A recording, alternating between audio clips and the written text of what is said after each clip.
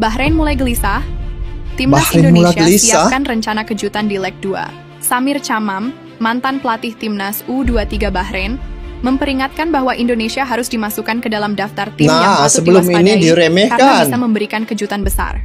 Chamam mengingatkan tim Bahrain untuk tidak hanya fokus pada satu pemain, melainkan memperhatikan kekuatan tim Indonesia secara keseluruhan. Di round ini, semua pertandingan akan berlangsung pada level tertinggi, dan kita juga harus mendapat performa terbaik dari semua tim yang ada, ucap Samir Chamam dilansir Itulah dari membuat BFA hal kan TV. guys. Di sisi lain, pertandingan kedua Timnas Indonesia versus Bahrain bakal digelar di Jakarta, Indonesia pada 25 Maret Apa tidak 2025 gelisahnya guys? mendatang. Kalau dilihat ya, Bahrain ketika Indonesia bertandang di kandang Bahrain ya, di situ satu perkara antara perlawanan di grup C ini yang paling banyak kontroversi adalah menghadapi timnas Bahrain. Di situ apabila saya melihat ya, Indonesia sudah melakukan yang terbaik dan memang saat itu saya sudah menduga bahwa Indonesia memenangi perlawanan itu. Nah, teman-teman masih ingatkan bagaimana wasit campur tangan dalam urusan masa begitu, 90 tambah 6 jadinya 99. Jadi ini yang membuatkan fans Indonesia begitu marah ya, dan sangat kecewa, bukan saja dari Indonesia, yang kita nih guys se-ASEAN ya turut kecewa atas tindakan dan kelakuan yang dilakukan oleh wasit ketika itu.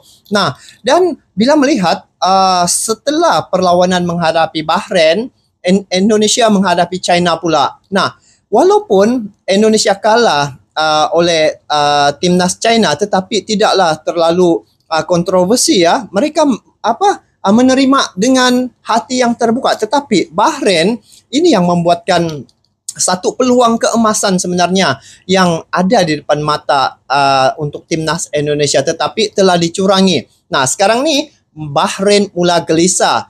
Timnas siapkan rencana kejutan di leg 2. Nah guys, bila Indonesia sudah berada di urutan yang ketiga sekarang ini, Indonesia sekarang sudah mempersiapkan dengan pemain-pemain yang saya lihat di media sosial akan ada beberapa orang lagi tambahan ya, pemain-pemain yang bakal akan dinaturalisasi seperti Jairo oleh Robeni ya, dan ini akan memperkuatkan lagi timnas Indonesia. Untuk tahap sekarang ini Indonesia berada di urutan yang ketiga di grup C. Sedangkan pada masa itu ya, Indonesia dikatakan ada tim yang lemah, dan tim-tim yang ada di grup C ini mereka mensasarkan Indonesia nih bahwa inilah lubuk untuk mereka memperolehi gol yang banyak. Tetapi apa yang telah berlaku? Di akhirnya Indonesia menjadi satu gugatan ya, ataupun menjadi satu ancaman pada tim-tim yang ada di dalam grup C. Kecuali Jepun lah kan. Jepun memang kalau dilihat dari segi kekuatannya pun memang tidak dapat dinafikan bagaimana penampilan timnas Jepang itu kan.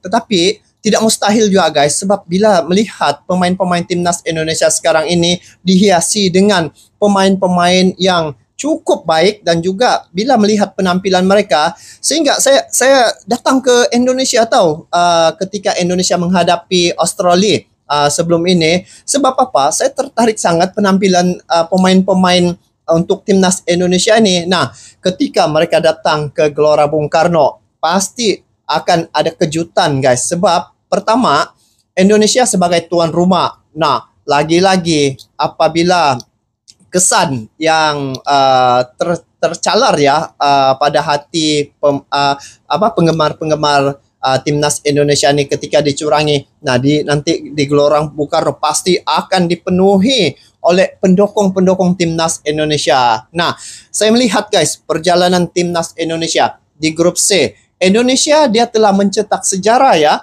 Untuk ASEAN ini sejak Indonesia dia memecahkan rekod.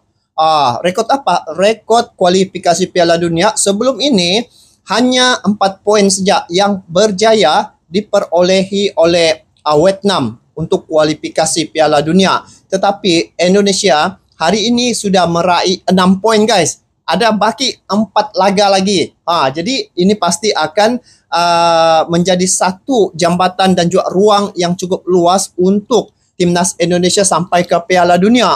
Kabar baik, Jairo Riedewald siap perkuat timnas Indonesia. Pemain keturunan Jairo Riedewald dikabarkan siap memperkuat timnas Indonesia dalam 2 laga penting melawan Australia dan Bahrain di kualifikasi Piala Dunia 2026 ronde ketiga setelah seluruh dokumen naturalisasinya dinyatakan lengkap. Mantan pemain Crystal Palace itu kini tinggal menunggu proses administrasi akhir sebelum bisa resmi membela Garuda di pertandingan resmi. Dengan pengalaman bermain di Liga Inggris, Jairo Riedewald diharapkan mampu memberikan kontribusi terutama dalam memperkuat gelandang bertahan timnas Indonesia. Pelatih Patrick Kluivert kemungkinan akan memanfaatkan kemampuannya untuk menghadapi persaingan ketat di babak ini. Mengingat Australia dan Bahrain merupakan lawan yang cukup merepotkan dan Bahrain tentunya akan jadi ambisi balas dendam untuk timnas Indonesia. Buat kalian para pecinta timnas yang suka outfit skena, langsung cari aja produknya di showcase kami. Kalian bisa lihat barang kece ataupun makanan viral TikTok di sana. Sekalian kalian beramal jariah untuk gua. Para penggemar pun menantikan debutnya, berharap kehadirannya dapat meningkatkan kualitas permainan timnas Indonesia dan membawa hasil positif di laga krusial mendatang. Timnas Indonesia untuk ke Piala Dunia nih, dalam kualifikasi Piala Dunia ini saya lihat memang cukup jelas ya. Pak Erick Thohir yang saya lihat dia sudah berusaha sebaik yang mungkin ya membawa pemain-pemain grade A ya gabung dengan timnas Indonesia, pemain-pemain keturunan yang mempunyai darah Indonesia seperti yang akan bakal gabung lagi nih Jairo oleh Romeni. Ini akan memperkuatkan lagi penampilan yang bakal akan mereka tempuhi nanti. Sebab guys, bila melihat ya dari segi kedudukan ya di grup C, Indonesia dia hampir sama semua ya, kecuali Jepang. Dia punya poin sudah 6.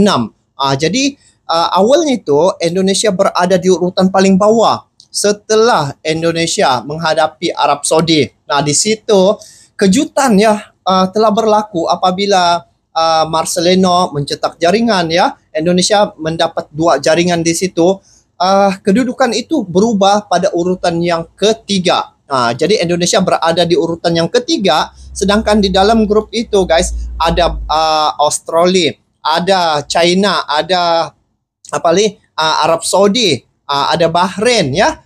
Jadi apabila melihat dia punya kekuatan ini ya untuk timnas Indonesia seiringnya sama dengan tim Gergasi, dan di grup C itu ada beberapa tim yang memang menjadi langganan Piala Dunia sebelum ini. Nah, apabila kita melihat bagaimana sejarah Indonesia ya, pada tahun 1938 itu merupakan sejarah Indonesia masuk ke Piala Dunia ya. Dan untuk kali ini Indonesia sekali lagi membuat kejutan, satu-satunya wakil dari ASEAN melaju pada putaran yang ketiga dan memecahkan rekod ASEAN yang meraih 6 poin. Dan pemain-pemain timnas Indonesia guys, kalau dihimpun semua, ada Miss Hilgers, ada Kelvin Verdong, ada lagi Jairo, ada lagi oleh Romeni. Dan ada beberapa pemain yang saya lihat belum dapat ditampilkan semaksimal. Jadi untuk pemain-pemain timnas Indonesia ini, mereka tidak ada masalah untuk pemain-pemain ganti ya. Sekiranya ada yang cedera ya, sebab ini adalah merupakan satu tingkat pencapaian yang tertinggi yang telah dikecapi sudah oleh Indonesia. Dan bila melihat Erick Thohir, dia betul-betul ingin membawa timnas Indonesia ini ke satu level yang sangat tinggi. Antara perkara yang saya ingat ya, Pak Erick Thohir ingin membawa Federasi Sepak Bola Indonesia ataupun Timnas Indonesia berada 100 besar ranking peringkat FIFA. Dan pemain-pemain untuk semua kategori mereka mau sehingga 150 orang. Jadi yang jelas sekarang di sini untuk tim utama 80 hingga 90% adalah pemain keturunan. Apa sebenarnya kelebihan apabila Indonesia mengambil pemain keturunan ini? Yang saya lihat kesannya adalah untuk generasi yang akan datang. Sebab bila melihat untuk level yang boleh dinaturalisasi ini adalah beberapa peringkat saja ya. kalau sudah melebihi generasi ke-10, rasanya perkara itu tidak boleh sudah dinaturalisasi. Jadi untuk sekarang ini masih lagi Indonesia boleh membuat naturalisasi pada pemain-pemain ini, dan kesannya untuk generasi masa akan datang. Kalau untuk masa akan datang dengan pemain-pemain keturunan yang ada pada timnas Indonesia ini sudah pasti akan dapat menyerapkan lagi pengetahuan ataupun bagaimana pengalaman mereka bermain kepada generasi muda ini. Nah, jadi itulah antara kekuatan, dan Indonesia dia memaksimalkan apa peluang yang ada yang boleh mereka perolehi, guys. Pendapat kamu tentang Erick Ini orang Malaysia tanya. Mantap banget lah. Kalau nggak ada Erick Thohir, Indonesia juga nggak mungkin sampai segini. Dengan koneksinya di bola dunia, pasti Indonesia bisa melaju lebih jauh lagi. Pasti bisa tembus ke Piala Dunia, insya Allah. Pandangan kamu, tentang permainan Indonesia dan Philippines? Philippines, kita belum tahu kekuatan Philippines, tapi Philippines banyak pemain naturalisasi. Kita nggak tahu, tapi kita tetap percaya. Apalagi pemain kita, pemain muda, semangat, pasti bisa. I came for the Sailors game twice in a row versus Persib also. Today I'm supporting Asnawi. Yes, he will be playing for Indonesia. So will you be watching the AFF in Singapore or traveling around? Betul lah, bila melihat ya, Pak Erick Thohir ini dia membawa satu perubahan yang sangat besar terhadap persepak bolaan, bukan sejak di Indonesia, malah dia dapat memberi kesan ataupun dampak terhadap tim yang ada di Asia Tenggara ini. Sebab Indonesia, ini yang saya dapat perhatikan bahwa Indonesia lah menjadi perintis sebenarnya untuk membawa persepak bolaan di Asia Tenggara ini terus maju ya, dan persaingan mula terwujud. Semua sekarang ini tertumpu pada timnas Indonesia karena tim mereka ini adalah antara tim yang terkuat lah sekarang ini untuk tim utama, karena buktinya mereka telah berjaya sampai ke kualifikasi round yang ketiga. Jadi tim-tim yang ada di Asia Tenggara sekarang ini saya lihat sudah mula mencari pelatih baru. Lepas itu dari segi proses naturalisasi ya, program yang dilakukan oleh Indonesia, salah satu yang diikuti oleh Malaysia adalah naturalisasi. Sebab bila melihat dia punya kesan itu, kesan telah terbukti apabila Indonesia berjaya melakukan satu program yang mana membangunkan persepak bolaan itu, sehingga hari ini Indonesia dia dapat membuktikan program yang dijalankan oleh Federasi Sepak Bola Indonesia berhasil. Itu yang saya lihat pada timnas Indonesia di era kepimpinan Pak Erick Thohir, dan keberanian Pak Erick Thohir lagi satu yang cukup saya respect ya.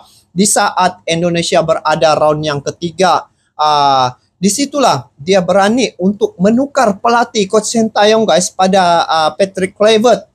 Jadi ramai yang kaget sebenarnya, kenapa Pak Erick Thohir berani menukar pelatih, sedangkan Coach Sintayong sudah membawa timnas Indonesia ini ke satu level yang cukup baik, tetapi dia menukar pelatih itu. Nah, jadi Pak Erick Thohir ini dia mempunyai pemikiran sepak bola yang cukup jelas ya, mempunyai klub dan hubungannya terhadap dunia sepak bola cukup baik. Sudah pasti dia lebih mengetahui apa yang dia buat itu pasti akan sesuatu yang lebih besar lagi dampaknya apabila keputusan yang dia telah lakukan itu untuk menghadapi Piala Dunia.